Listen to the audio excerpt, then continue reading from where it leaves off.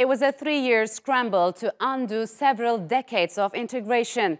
After voting to leave the European Union in 2016, the UK formally exited the bloc on January the 31st.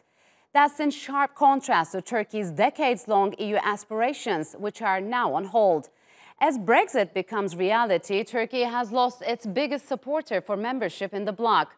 There is also fresh uncertainty about trade relations across Europe. But perhaps, amid all the confusion, there may be an opportunity for Ankara and London to forge a new friendship now that the UK has, according to Prime Minister Boris Johnson, recaptured its sovereignty. Let's take a look at this report.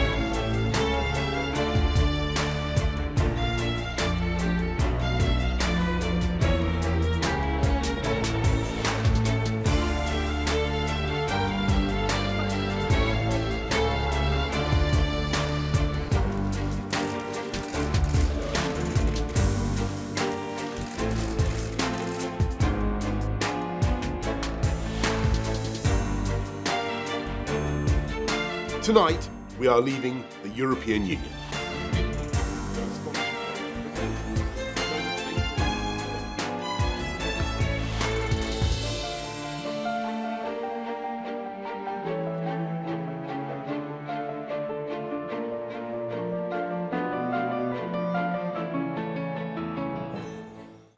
And joining me now is Ozan Ozkural, who is the CEO of global investment firm Tanto Capital Partners. And in London, we have Nick Bois, former British Conservative Party MP, who was Chief of Staff to Dominic Raab, the UK Secretary of State, for exiting the European Union. Nick, thanks for joining us from London. And Ozan, welcome on set. So as uncertainty looms over after no-deal Brexit, the European Union and other players eager to reap benefits from this situation are trying to position themselves.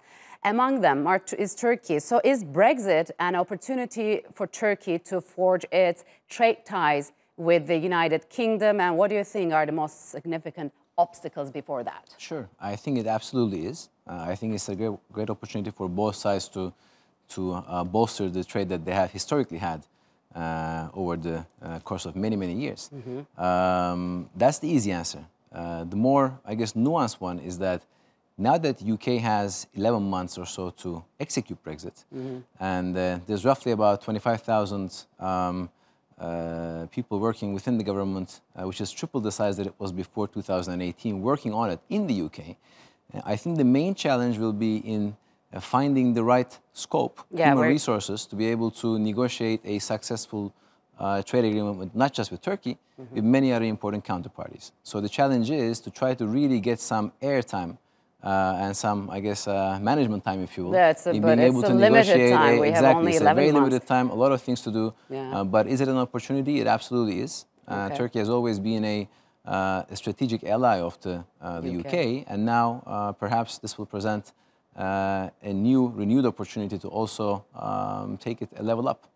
All right, let's go to London and go to Nick. Nick, we know that the UK wants to diversify its relations politically and economically with the countries now outside of the bloc. Where do you think Turkey, both as a EU and NATO and an European Commission member, stands?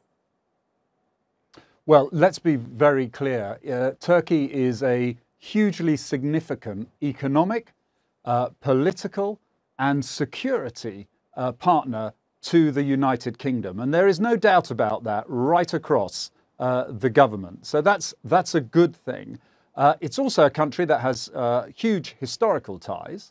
Economically, it's understandable that Turkey is keen for a relationship because we are the UK is the number 2 exit destination for exports. Yes. Now the UK has Turkey as about the 11th most significant buyer of British goods, but that's a good thing because the room for growth and potential with countries exactly like Turkey is very much on the agenda. What's the only thing that's stopping the UK moving quickly with a trade agreement with Turkey is the fact that because Turkey is a member of the customs union with the EU, the negotiations inevitably, shall we say, depend on any agreement that the UK reaches with the EU in its trade talks. And I find that personally frustrating. Frustrating, and given the fact that the free trade agreement between the European Union and Canada took about 7 years to complete, do you think 1 year is a realistic time frame? And lately, French Foreign Minister Le Drian said he predicted the UK and EU negotiators would rip each other apart in talks. Is it likely? Well, it's very colourful language. It's entirely what I would expect at the opening of negotiations. There's a lot of positioning going on. But let me be clear about the British position at the beginning of these trade talks, is that we are seeking relationships not just with the European Union, but with many other emerging economies around the world. We do not intend to spend years negotiating a deal with the EU that would frustrate efforts to negotiate elsewhere either. Boris Johnson, the Prime Minister, is very clear, is that he will have an agreement within a year. It will not include this key significant requirement that at the moment the EU are asking for, which is what they call dynamic alignment. Let me tell you what that is. That means that the EU would have to agree to all the rules and regulations as they change in the EU.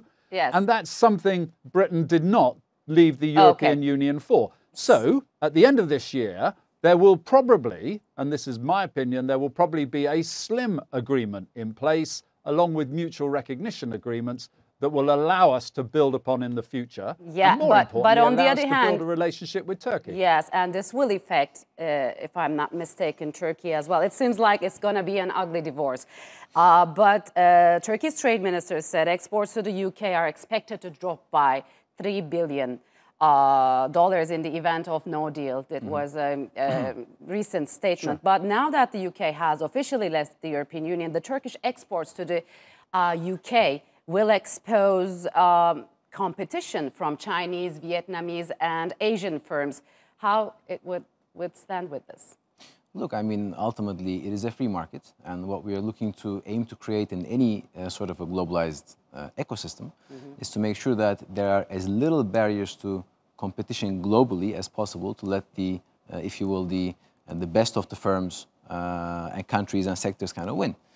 Going on to your earlier point about, well, now that this is going to be a messy divorce, you know, the notion of an orderly Brexit itself is an oxymoron. That doesn't exist. So I'm quite realistic in terms of what will follow. And I, for one, again, it's my personal opinion, think that eventually down the line, when Brexit is fully delivered and executed, it will benefit the UK. I think UK has the potential to be a much more stronger, globalized, less regulated country that has a firmer and a deeper trading relationship with a lot of its strategic counterparties, including, of course, Turkey. Now, is there a challenge in front of that? Yeah. Absolutely. It's just that we don't know what the legislative landscape is going to look like as we are circumnavigating the challenges that none of us know precisely that will come our way as a result of that exit mechanism. So, long answer to your question, but how will Turkey react to it? Well, Turkish firms have to always, you know, as per normal firms in any other country, rather, focus on their competitive edge. But I think they will find a much more open counterparty in front of them within the UK that is keen to further strengthen both the economic and geostrategic relationships between two countries. There's also this foreign policy. I want to get back to Nick from a foreign policy perspective. Nick, where do you think the UK will position itself now? Will it adopt a Atlantic line focus policy siding with the US, for example, on Iran, or it stick to the European line? And where will it stand when it comes to foreign policy and security, especially in the Middle East? Well, Aisha, can I just first quickly pick up on a point that was made on trade and then move on to your foreign policy question? I think it's important to understand that, in a way, we've had the messy divorce. That's what the withdrawal agreement was about. The trade negotiations are very different, and it's worth pointing out that we already have 22 agreements in place covering 50 territories that mean at the end of this year we will transition very smoothly on trading terms with those countries. The only reason we can't do that with Turkey is because of their current relationship with the customs union. But make no mistake, Turkey is an economic and a security partner, a crucial one to the UK. And the appetite for an agreement with Turkey is very high this end, as I sense it is in Ankara as well. So I don't expect it to be too messy. Turning to the future, the question is really, the Prime Minister's been very clear. He wants Britain, which is still the fifth largest economy, one of the leading military and economic powers, to have a significant, huge role on the global stage. This is not about turning away from anything. It is about ensuring that we maintain strong NATO alliances, of course, which Turkey is a key member of. I understand, under current circumstances, the relationship with Turkey and some of its NATO members is a little strained at the moment. But I think it's interesting, though, but that is because quite often many countries and politicians in the West overlook the rather unique challenges that Turkey is facing on its border. We often don't recognize the huge contribution its handling of the migrants, up to nearly 4 million on its border with Syria, the huge, terrible displacement of people there. We don't often understand the challenges that Turkey facing, and I can understand why it sometimes seems frustrated with NATO. And I hope we can reset post-Brexit that relationship, particularly the UK could lead on that, to effectively reset that relationship with Turkey within NATO as well. All right, so Ankara, from this point, will have to talk to Brussels and London at the same time. What do you think? Will the European Union lose its diplomatic outreach with UK's exit from the bloc? And do you think this will usher in a new era in the Turkey-EU relations? Well, I wouldn't claim to say something so grandiose at the outset. I mean, we live in a very dynamic world where a lot of the shifts, the paradigm shift that we're going through socially, economically, but also geopolitically is shifting and changing some of the existing dialogues that have been there for a long time. Now, will UK's exit change the EU stance in terms of how they approach foreign policy, especially vis-a-vis Turkey? I don't think so.